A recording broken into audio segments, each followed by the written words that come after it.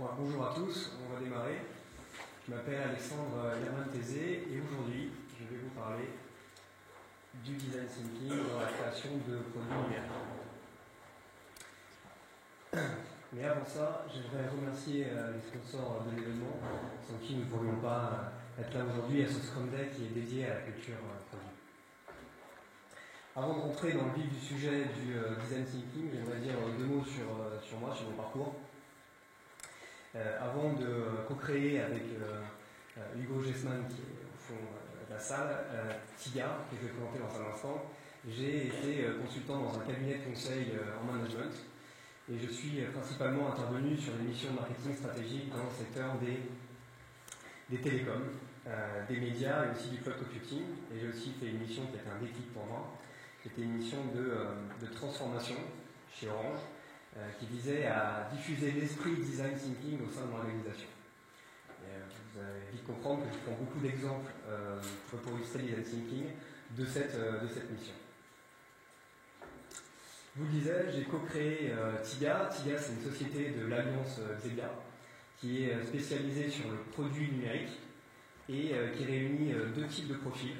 Des profils de product manager agile et aussi des profils de product owner. Ce qu'il faut savoir, c'est qu'on est impliqué dans différentes communautés. D'abord la communauté produit, dans la continuité de la contribution de Xebia au Product Tank, et aussi dans la communauté design. On a co-créé en même temps que TIGA le Meetup Design Thinking, qui réunit aujourd'hui 400 personnes, et qui alterne des sessions de retour d'expérience sur la mise en pratique du design dans divers secteurs. Le dernier, c'était dans le monde de l'éducation, et aussi des ateliers de mise en pratique d'outils design. Si ça vous intéresse, vous pouvez nous rejoindre sur Meetup. Donc maintenant, on va rentrer dans le vif du sujet, le design thinking. Qui dans la salle a déjà entendu parler de design?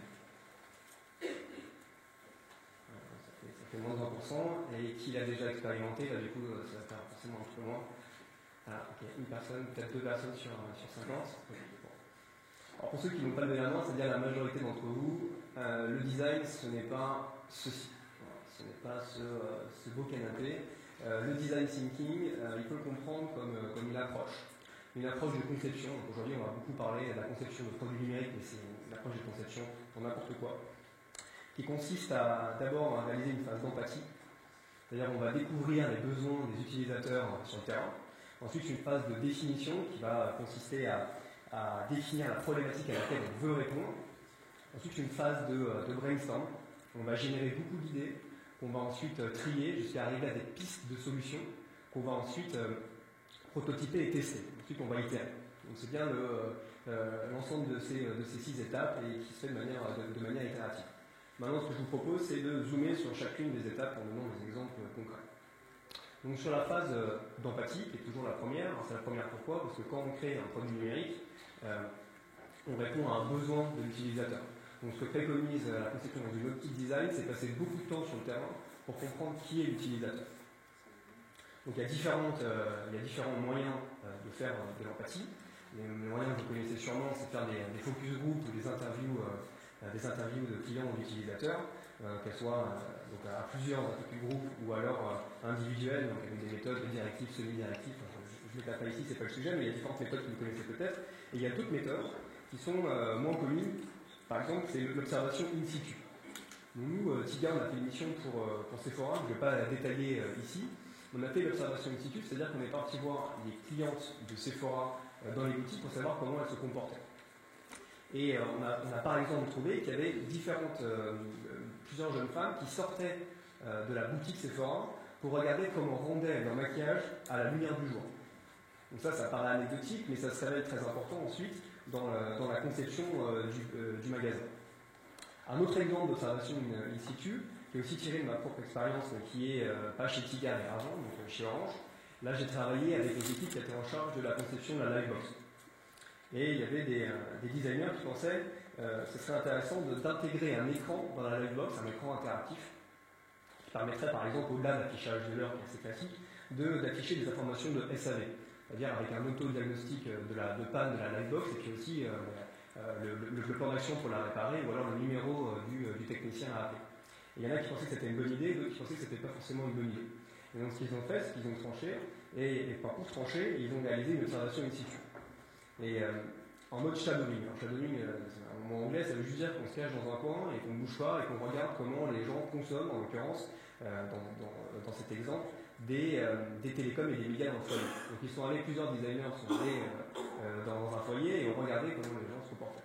Et en fait, ils se sont aperçus, ce qu'ils ne pensaient pas à la base, c'est qu'il y avait une partie substantielle des clients d'Orange qui cachaient leur livebox. Là, ils la mettaient sous le meuble d'entrée, le meuble du salon, ou là, complètement dans le placard. Donc là aussi, c'est une sorte d'insight client, de connaissance client, qui est déterminante, parce qu'ensuite, elle va driver toute la philosophie de conception de la livebox. Voilà, pour la petite histoire, ils ont décidé de la faire finalement d'écran. Donc là, voilà, donc la manière de faire l'empathie, c'est soit on fait des focus group et des interviews clients, soit on fait de l'observation in situ, hein, donc j'ai deux exemples que j'ai donnés. Et il y a aussi une troisième manière de faire de l'empathie, ce qu'on appelle en anglais immerse, ça veut dire qu'on se met vraiment à la place de l'utilisateur. Il y en a qui vont même jusqu'à se coller une GoPro sur le fond et faire l'intégralité des parcours clients, que ce soit virtuel, donc sur le mobile ou sur l'ordinateur, le web, et dans les magasins physiques, et qui ensuite analysent tous les parcours clients à froid et identifient des points d'amélioration des parcours clients. Alors, immerse aussi, ça peut être une culture d'entreprise. Donc là, je donne l'exemple d'Airbnb. Airbnb, il faut savoir, c'était créé donc, par 3 personnes qui sont sur cette photo, et il y a 2 personnes sur 3 qui sont des designers. C'est-à-dire qu'ils sont particulièrement sensibles à toutes les problématiques qui tournent autour de l'expérience utilisateur. Et ce qu'ils ont à imposer dans l'entreprise, c'est que chaque nouvel employé doit expérimenter le service Airbnb et faire une sorte de rapport d'étonnement, ce qui est assez classique dans une entreprise, mais un rapport d'étonnement qui est orienté vers un plan d'action pour améliorer l'expérience globale du service. Donc là, c'est vraiment l'empathie en tant que culture. C'est-à-dire que chaque personne est censée apporter des recommandations pour améliorer l'expérience du service. S'il y a un autre exemple qu'on peut donner, là, chez Air France, il y a un grand plan qui vise à améliorer la classe économique. Et donc, le top management d'Air France a voyagé plusieurs fois en classe économique pour voir ce que ça faisait, ça n'a pas dû arriver très souvent. Et donc, du coup, pour identifier des actions qui permettent d'améliorer l'expérience en classe éco. Donc là aussi, c'est l'empathie en tant que culture d'entreprise. Alors maintenant, j'aimerais vous montrer que l'empathie, c'est facile d'en parler. Quand on parle de l'empathie, généralement 100% des gens adhèrent et ça a l'air assez facile. Et alors, finalement, ça n'allait pas toujours, et j'aimerais illustrer ce point avec cet exemple. Donc là, vous voyez, c'est cette petite fille qui cherche à prendre un livre en hauteur et qui s'est constitué une sorte de minute à mourir avec d'autres livres.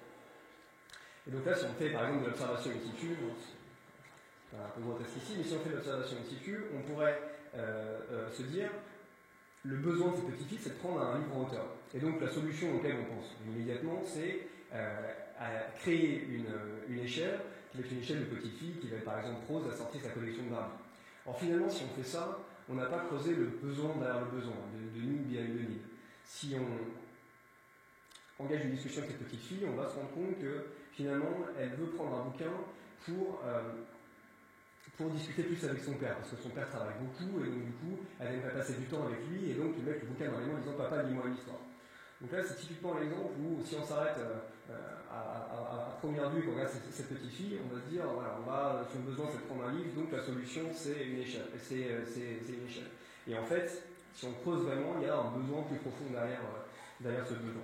Souvent, on parle souvent d'un outil que vous connaissez peut-être, qui s'appelle les 5 pourquoi. Alors c'est un outil qui est simple ici, aussi ça peut poser 5 fois pourquoi, mais qui est très puissant et ça permet d'interviewer l'utilisateur et s'assurer qu'on a bien creusé le besoin derrière le besoin. Donc être empathique, c'est vraiment aller creuser le besoin derrière le besoin. Alors maintenant, d'autres exemples pour montrer que l'empathie, c'est facile d'en parler, mais c'est parfois difficile à mettre en place. Là, je vais donner 2 exemples. Je fais une petite parenthèse sur le blog de Tiga qu'on a créé. Donc, il y a une section du blog qui est dédiée au design thinking. Et à l'intérieur de cette section, il y a une sous-section où on répertorie ce qu'on a appelé des faits empathiques. C'est-à-dire des produits, en l'occurrence, ça ne va pas être des produits numériques, mais des produits qui ont été conçus sans penser absolument à l'utilisateur final. Donc là, c'est l'escalade de la défense que vous avez reconnu. Est-ce que certains d'entre vous ont une idée pourquoi l'escalade de la défense est un fait empathique?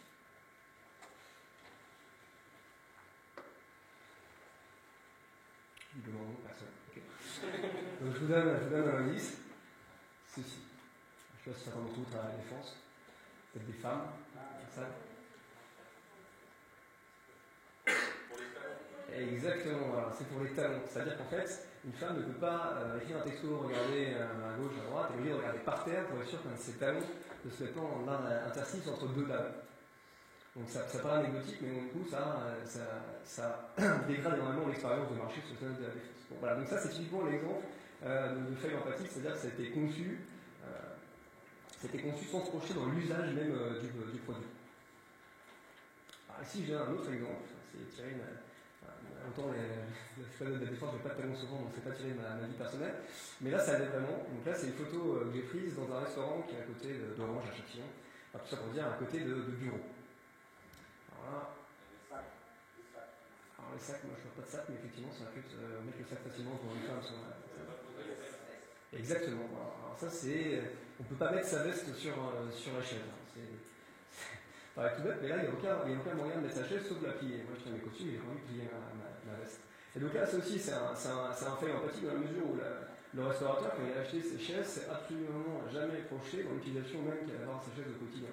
Et là, ça considère que c'est un restaurant business, c'est-à-dire que la moitié des gens, on va dire, qui sont des hommes, on va dire que la moitié de ces hommes pour des costumes. Donc il y a un quart de sa clientèle qui ne peut pas mettre sa veste au costume. Fait empathique par exemple. Donc là, notre objectif, c'est que sur notre blog, c'est de lister, on trouve ça un petit peu amusant aussi, l'ensemble des produits qui ont été conçus sur empathie. Donc si vous avez des bonnes idées, n'hésitez pas à nous les envoyer, on se fera un plaisir de les répertorier sur notre blog.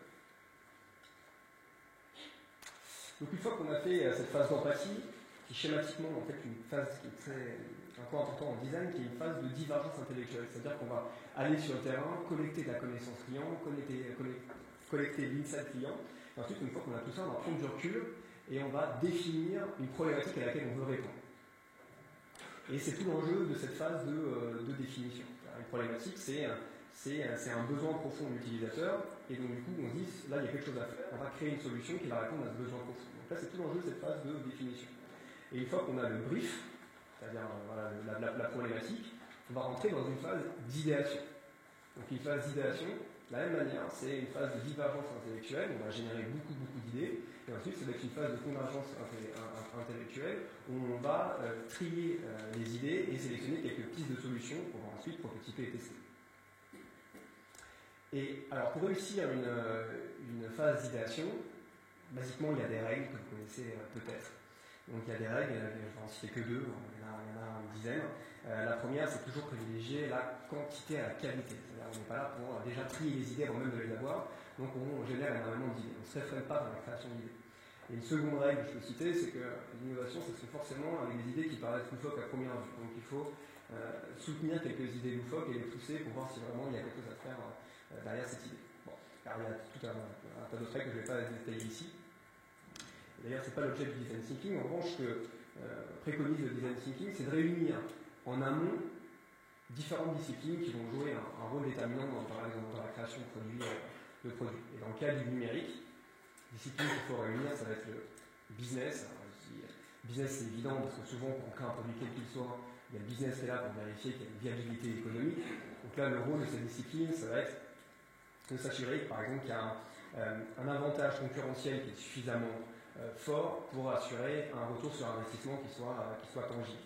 Donc il y a deux moyens d'assurer un avantage concurrentiel qui soit fort. C'est par exemple une innovation produit, c'est-à-dire avoir un produit qui est en lui-même innovant, ou alors avoir un produit qui n'est pas forcément innovant, mais qui est intégré dans un modèle économique qui est innovant. On peut citer l'exemple de Ryanair. Ryanair n'a pas inventé le transport aérien.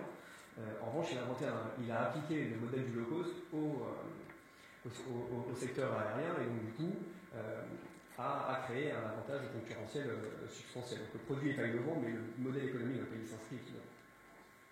La seconde discipline à réunir en amont, c'est la technologie. Donc, je fais une petite parenthèse, assez classiquement, dans la création d'un produit numérique, toutes les disciplines sont sollicitées, mais seulement elles ne sont pas sollicitées en amont. Donc là, je précise bien que c'est la création en amont.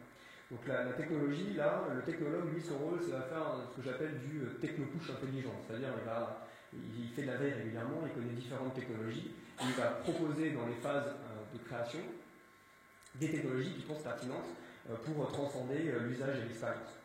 Et par exemple, si le produit qu'on est en train de créer, c'est un outil de dashboarding, de business intelligence, il va pouvoir dire, moi je pense que, vu le contexte, le big data va permettre d'améliorer la performance du produit. Il va dire, par exemple, je pense que le responsive design va rendre les tableaux de bord plus plaisants à utiliser. Donc lui, il est vraiment là pour faire du techno-push intelligent et qui est adapté au contexte du projet. Et enfin, la troisième discipline à réunir, c'est le design. Donc depuis le début, je parle de la conception dans une optique design, mais il y a vraiment le design en tant que discipline, donc avec les designers. Et lui, dans le cadre de la création d'un produit numérique, le rôle du designer, ça va être de s'assurer qu'on a bien fait une phase d'empathie, donc c'est la première phase que j'ai décrite. Une phase d'empathie, c'est-à-dire qu'on a bien pris en compte le besoin de l'utilisateur final, du client. Et son deuxième rôle, ça va être de créer une histoire, un storytelling, qui soit cohérent sur le produit. Alors, basiquement, on parle souvent de l'expérience utilisateur sur la phase d'utilisation dans un produit numérique, c'est-à-dire l'interface utilisateur sur les interfaces, l'expérience utilisateur sur les interfaces. Alors, finalement, le designer, il va dire certes, il y a une phase d'utilisation dont un utilisateur doit être optimisé, mais en fait, cette phase d'utilisation s'inscrit dans un contexte beaucoup plus large qui comprend une phase avant l'utilisation et une phase après l'utilisation. Et donc lui, il va répertorier l'ensemble des points de contact qu'a cet utilisateur avec la marque, avec les interfaces numériques, et il va s'assurer qu'il y a une cohérence globale. Alors, un exemple concret, c'est dans les phases avant l'utilisation, c'est tout bonnement l'achat du logiciel. Donc là, on va rentrer dans une boutique potentiellement, on va, qu'elle soit physique ou virtuelle, on va avoir un discours de vendeur. Donc ça c'est par exemple des points de contact que l'utilisateur va avoir avec la marque en l'occurrence. Ensuite, il y a évidemment les points de contact avec le produit numérique en lui-même, c'est à la phase d'utilisation. Et ensuite, après l'utilisation, il y a d'autres points de contact comme le service après-vente, comme la résiliation. Et donc lui, il va s'assurer que sur tous ces points de contact, on raconte bien la même histoire et qu'elle soit cohérente avec l'ADN de la marque. Donc ça, c'est le rôle du designer. Et dans le cadre du numérique, ça, c'est pas la condition du succès, mais en tout cas, c'est un prérequis pour créer des produits qui soient à la fois faisables, qui tirent le meilleur des technologies, qui soient viables économiquement, et aussi qui soient désirables pour l'utilisateur final. Donc une fois qu'on a fini cette phase d'idéation, on passe à une phase de prototypage. C'est-à-dire, l'output d'une phase d'idéation, c'est des pistes de solutions qu'on va ensuite prototyper, puis tester. Ensuite, on va apprendre des tests et puis on va retourner dans la boucle qui est ici représentée.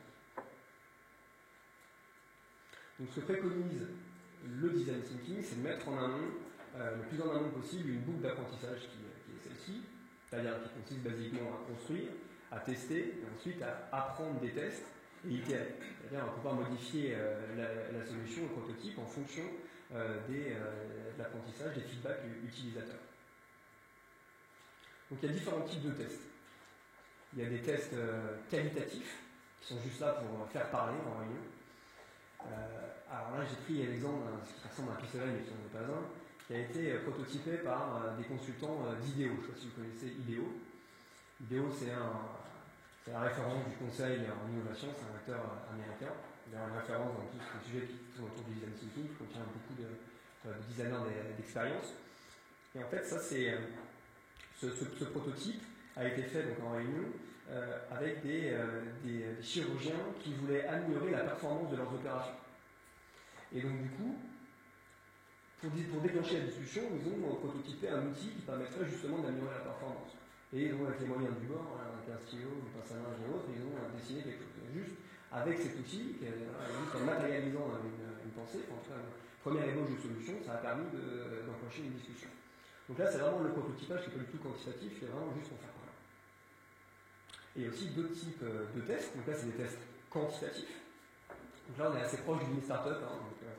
Pour ceux qui connaissent, une startup, c'est vraiment, on recommande de monitorer quantitativement les retours utilisateurs et puis ensuite les injecter dans une boucle d'apprentissage qui est celle que j'ai décrite sur le slide précédent. Donc là, l'exemple que je donne, c'est l'exemple de Zappos. Alors, Zappos, c'est le meilleur exemple pour illustrer les tests quantitatifs qui visent à valider le bien fondé d'un produit ou d'un service. Donc là, Zappos, je ne sais pas si vous connaissez Zappos, c'est un acteur de la vente de chaussures en ligne, qui fait 1 milliard de chiffre d'affaires, donc un gros acteur qui a été racheté par Amazon 1,2 milliard il y a 4 ans. Et ça a été créé en 99, et à l'époque, ce qui paraît un peu absurde aujourd'hui, les fondateurs doutaient de l'appétence que les gens pouvaient avoir vis-à-vis de l'achat de chaussures en ligne. Et donc du coup, ce qu'ils ont fait, c'est qu'ils ont créé tout le front d'un site internet de l'e-commerce. Ils sont allés dans des décathlon local américain prendre des photos de chaussures de sport. Ensuite, ils ont mis les photos sur le site internet. Donc facialement, pour un client, ça ressemblait à un site de e-commerce assez classique.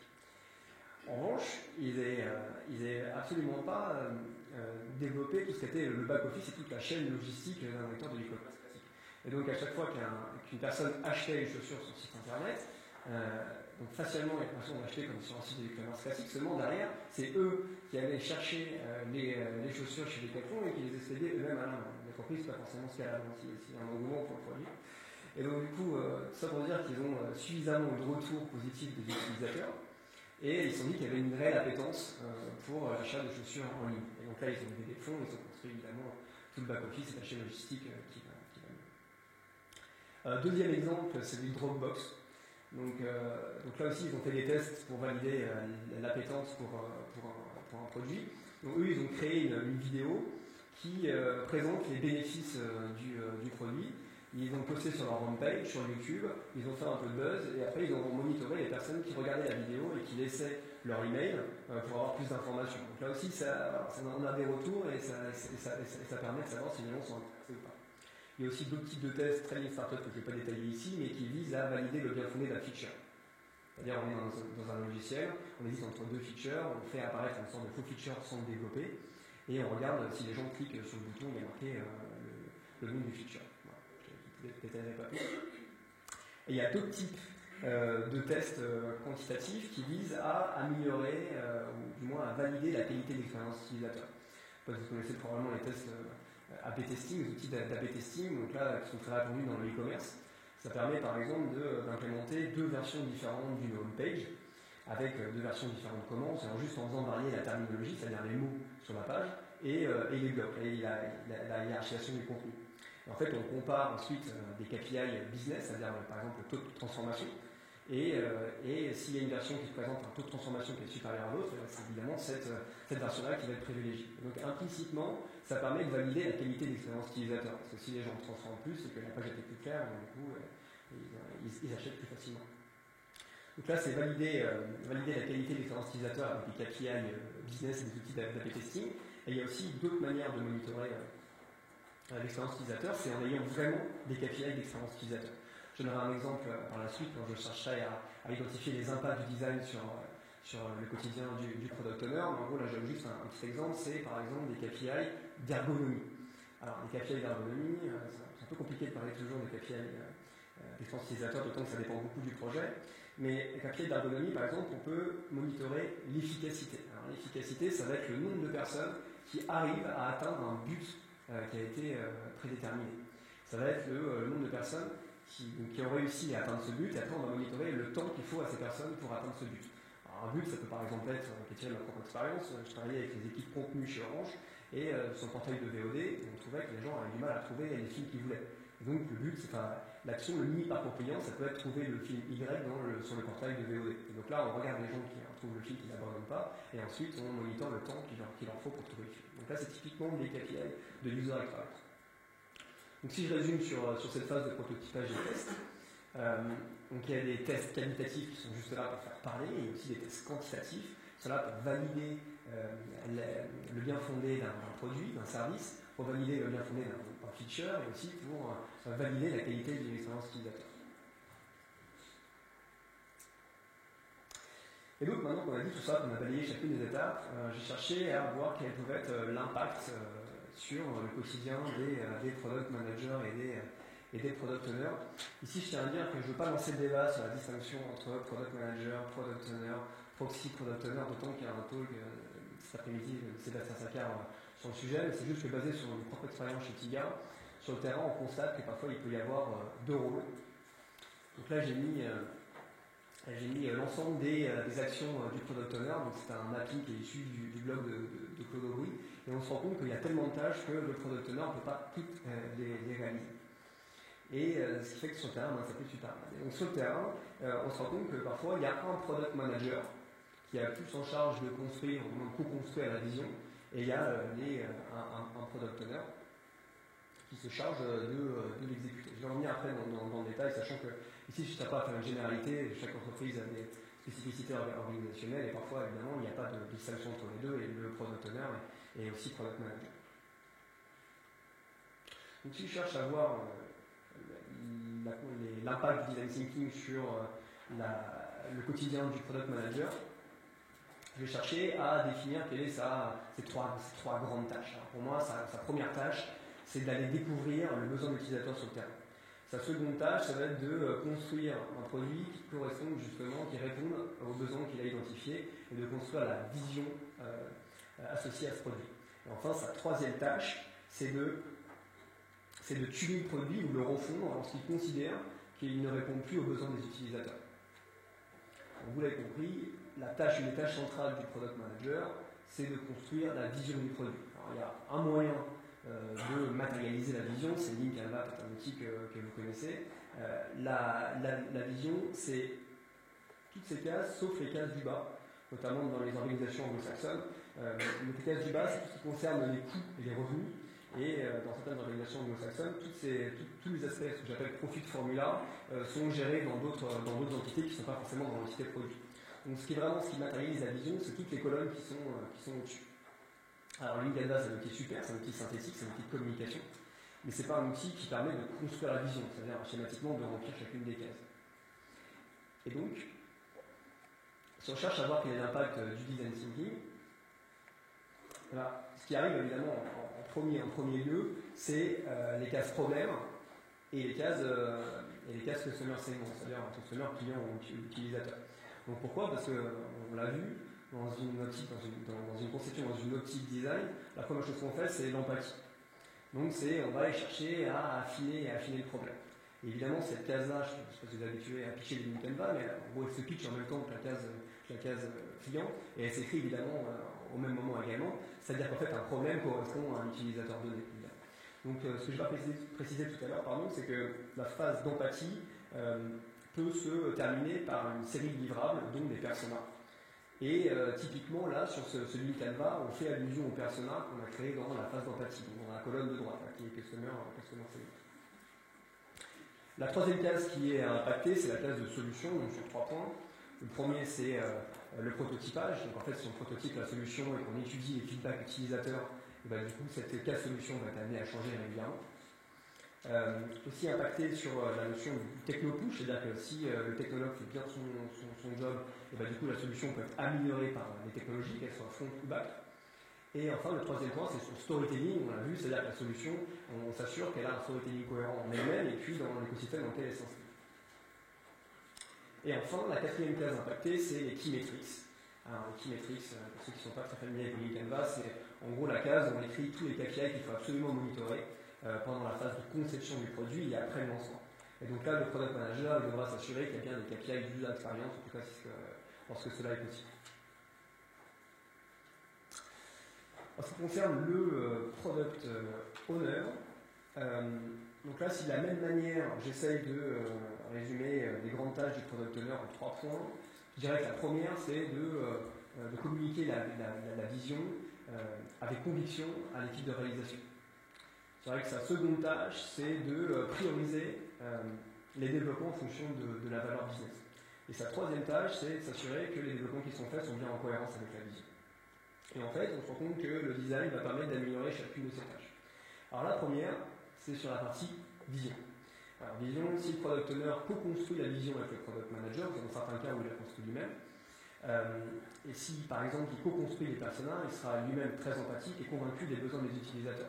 Donc s'il est convaincu, il sera d'autant plus convaincant quand il va expliquer la vision à l'équipe de réalisation. Et il va écrire des user stories qui seront d'autant plus engageants. Sur le second point, donc, qui consiste à prioriser les développements en fonction de la valeur business, donc là c'est l'enjeu du prototypage, c'est-à-dire qu'il va collecter du feedback utilisateurs qui vont lui permettre d'orienter les développements. Je n'étais pas ce point. Et là, je fais un focus particulier sur la partie, sur sa troisième tâche qui consiste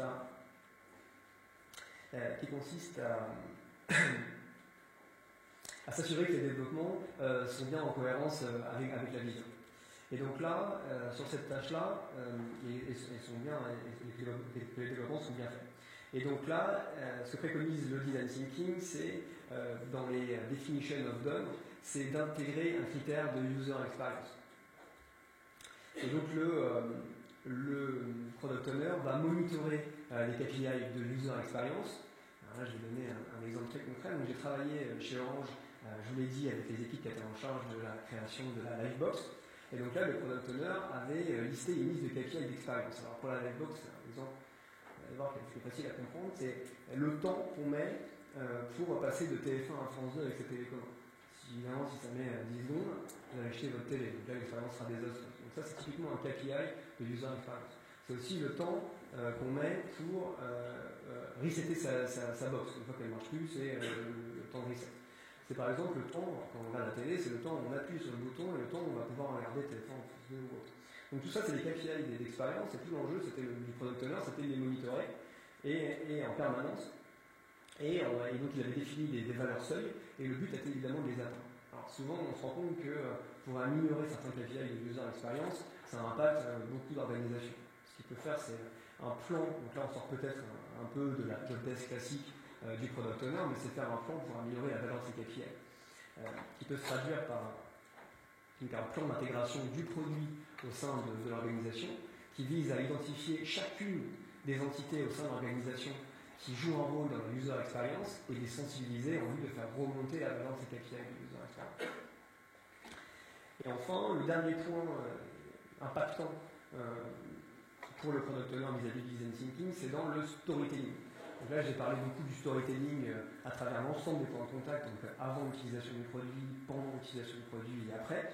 Donc lui, il va plus s'occuper de la user experience au sein du produit lui-même, et il va s'occuper de s'assurer du storytelling cohérent. Il va s'assurer du storytelling cohérent entre le produit et l'écosystème dans lequel il s'inscrit. Alors là, je m'explique. Encore un exemple tiré d'Orange. J'ai travaillé donc avec le product owner qui était en charge de créer l'application de SAV de la Livebox. Et donc du coup, lui, il était responsable du pan Android.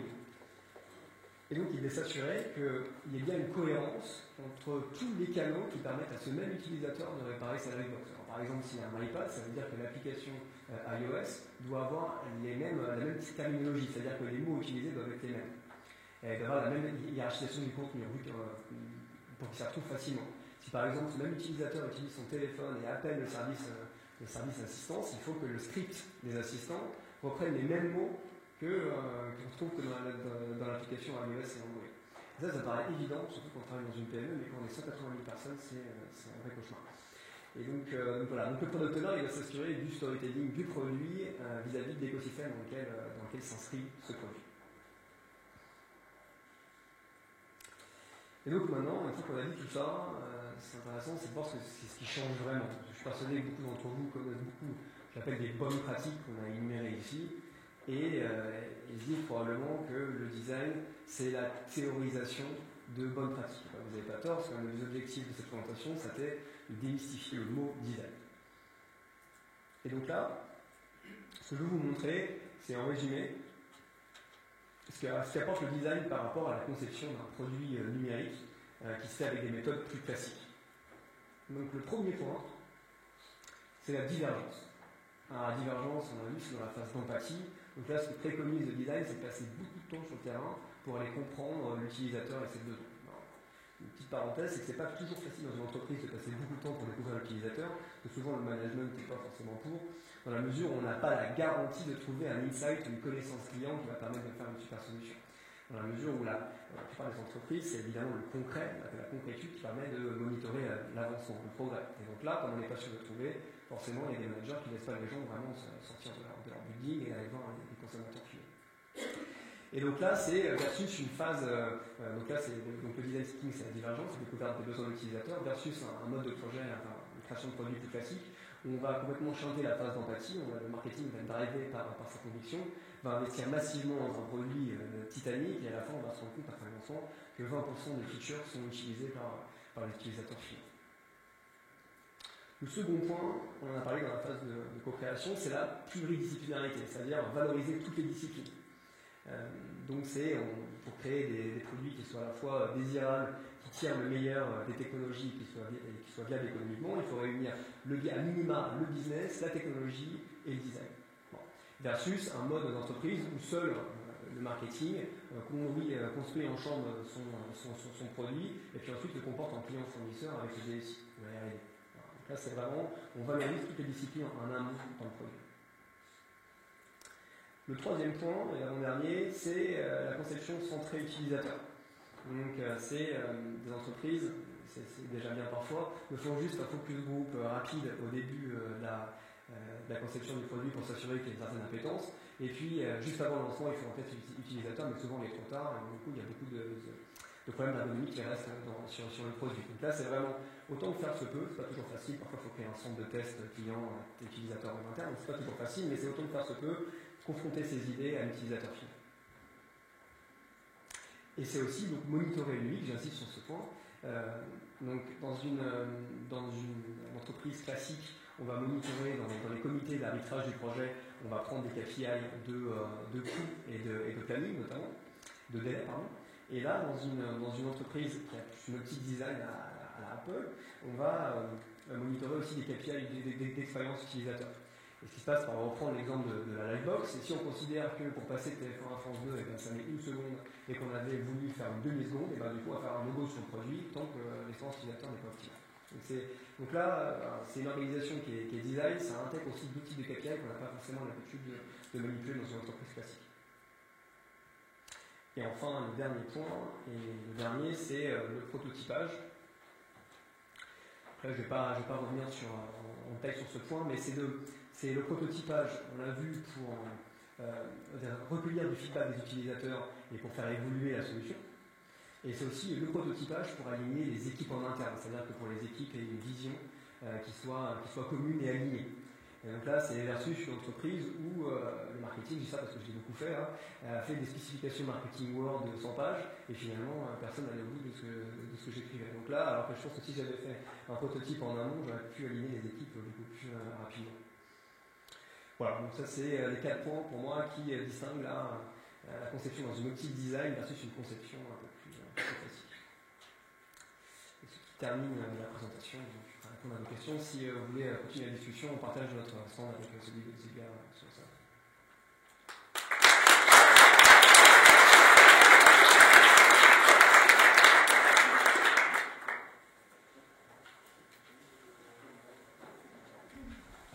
Bonjour tout le monde. Non, j'avais une petite question. Quand je vous écoute, j'ai l'impression que vous avez travaillé beaucoup dans les agences de com. Peut-être que je me trompe. Parce qu'en tout cas, les problématiques, on est plusieurs ici à travailler. J'ai plusieurs personnes qui travaillent chez Publicis et d'autres. On a des vraies problématiques, effectivement, de créer des expériences digitales pertinentes. Et je me demandais, vous, dans des cycles de projets comme ça très rapides, sur quoi vous mettiez l'emphase et le focus, en fait, pour faire rentrer le client dans cette démarche de co-création, mais aussi prendre en compte tous ces problématiques de délai, de planning. Juste un conseil. Enfin, peut-être que je me trompe, vous avez peut-être jamais travaillé en agence de pub aussi. Alors j'ai travaillé uniquement dans un cabinet de conseil, dans 2 cabinets de conseil. Donc il y a certains projets qui se rapprochent un peu des projets d'agence de pub, même si la méthodologie pour arriver est parfois différente. Moi, je l'avais compris, j'ai travaillé de nombreuses années chez Orange en tant que consultant.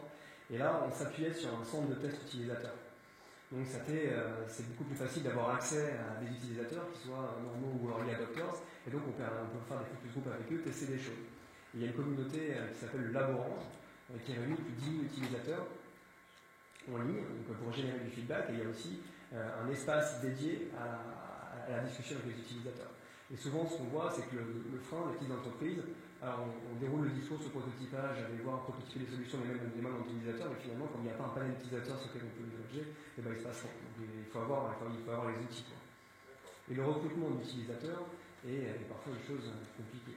Parce qu'en fait, il faut instaurer une relation long terme avec eux, les incentiver pour qu'ils sentent un intérêt, qu'il y ait une relation qui soit gagnant-gagnant. C'est C'est pas toujours facile. C'est facile à dire, mais pas toujours facile. Je vous remercie.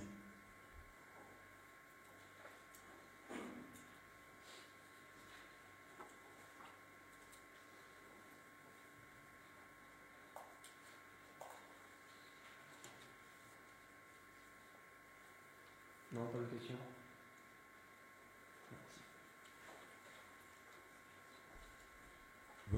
Bonjour, votre technologiste, c'est une espèce de creative technologist ou c'est des profils un peu différents dans votre vision idéale du Alors, c'est une question pertinente.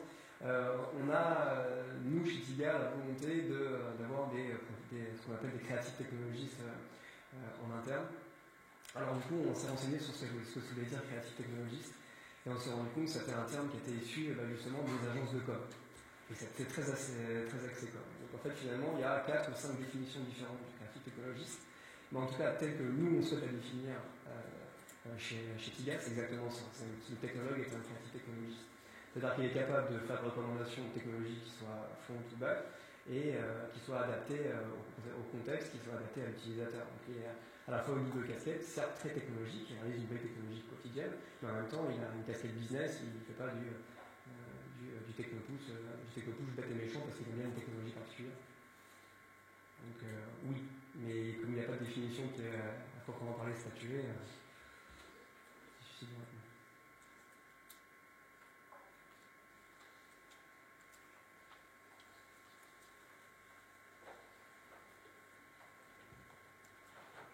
Oui, vous parlez de product manager et product owner, donc on ne va pas rentrer dans le débat. Ouais. Et je veux juste vérifier, parce que comme le product manager, c'est quand même un terme qui est aussi utilisé dans le waterfall, dans le cycle standard, le cycle anglais, voilà.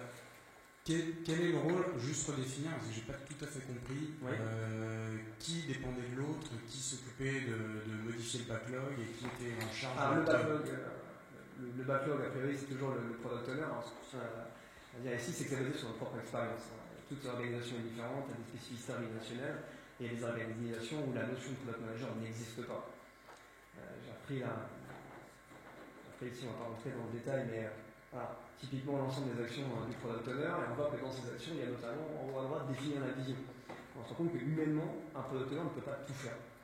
On ne peut pas discuter avec les développeurs quotidiennement et définir une vision à long terme à 3 ans. Et donc du coup, ce qui se passe, c'est que dans certaines organisations, en tout cas dans ce qu'on a vu, il y a un deuxième rôle qui se crée, qui est un rôle de product manager qui réfléchit à plus de...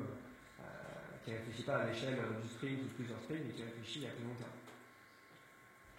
Mais une fois de plus, ces deux rôles peuvent être combinés dans une seule personne. C'est pas la volonté ici de se débattre. Le product manager a la vision d'ensemble. Il a la vision d'ensemble. Après, ça ne veut pas dire qu'il a construit tout seul la vision. Ouais. Il peut s'appuyer sur plusieurs disciplines. Donc, on a vu le designer, un technologue, et surtout, il a intérêt à la construire avec le product owner. Parce que si le product owner co-construit la vision, il sera d'autant plus convaincant par la suite. Merci.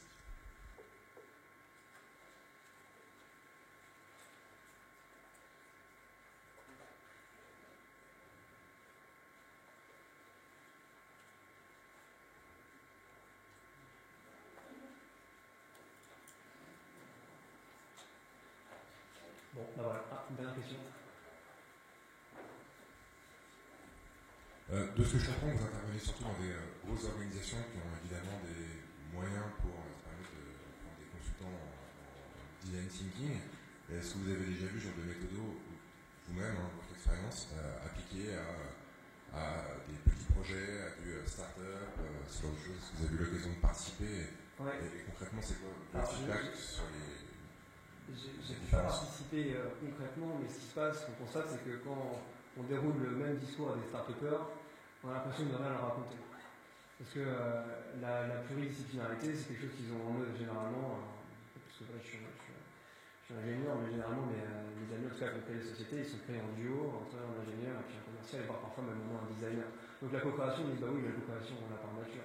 Le prototypage, évidemment, on va faire les choses de manière itérative. Donc en fait, toutes ces best practices-là, ils ont l'impression de déjà les avoir. Donc le discours prend peu. En revanche, on raconte ça à un acteur comme Orange, les gros mastodontes français, comme ils sont en cycle en V, comme il y a des silos et comme il n'y a pas de co-création, là ils disent bah oui, c'est ça qu'il faut faire, mais nous on a du mal à le faire. Donc c'est des choses qui se font beaucoup plus naturellement dans les teams d'organisation. Et j'ai pas expérimenté, moi, sur une toute petite un petit projet.